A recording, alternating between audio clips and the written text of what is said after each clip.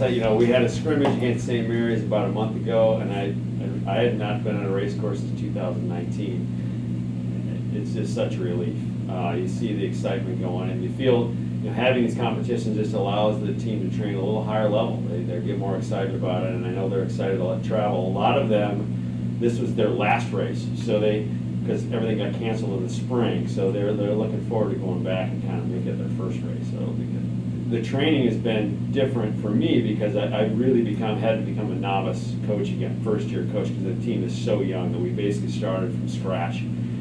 So the training has actually been fairly minimal compared to just teaching people how to row. And so we're just getting into some of the training compared to where we would usually be in the spring if we had a team full of juniors and seniors. The goal that I have for the team this weekend is to push your physical limits into a space where you haven't been before. And that's what competition can do for you, right? It can help you be a little bit better because you got that emotional high that you don't always get at race day. So can you push, just be a little more aggressive than normal so that partway through the race you're kind of wondering whether or not you're going to make it to the end, rather than trying to be so comfortable that you get done and you're like, wow, I just had a lot more to give and I didn't give it. So that's the space I want them to get to this weekend. It's essential because come springtime, you want them to learn how to be nervous in the right way. You want them to learn how to be excited with those nerves, and you can only get that by racing. Right? You're only going to get that.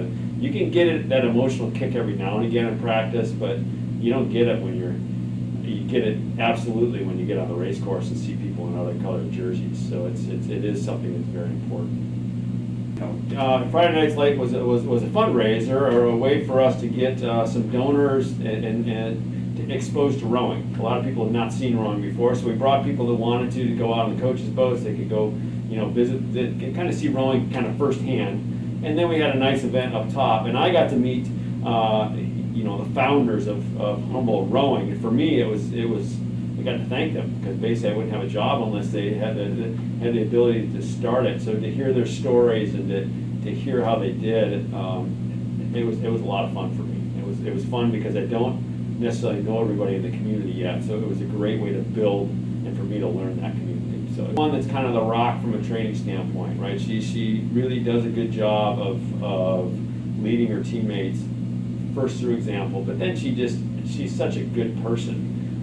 She's able to kind of take on a lot of what kind of younger rowers can't. She's a great time manager. She's able to handle kind of being the student athlete, that lifestyle piece that we talked about that so many of them are learning. She knows how to do that. So that brings her into a place where she can teach and she can lead, where it's going to be it is really necessary for me to have athletes that can do that as opposed to a coach just telling someone to do it.